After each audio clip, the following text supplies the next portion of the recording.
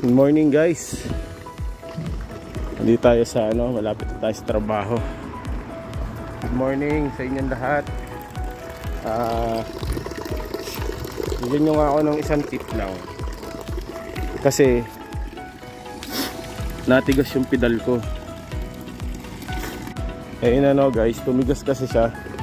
Tingnan nyo guys ang tigas. Nilalang isang ko na siya, pati dito sa may upuan. Nilang isang ko na, kaso natigas pa rin. Hindi ko alam dito ang problema siguro, no?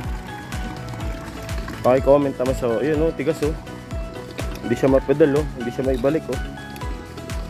Hindi ako masyado expert sa ganyan Paki-comment sa baba kung anong dapat kong gawin. Pero baka next week kakalasing ko siya. Ito, may plastic kasi basa. Ayun paki-comment sa baba guys kung anong dapat gawin sa mga galing sa bike dyan. Salamat, good morning.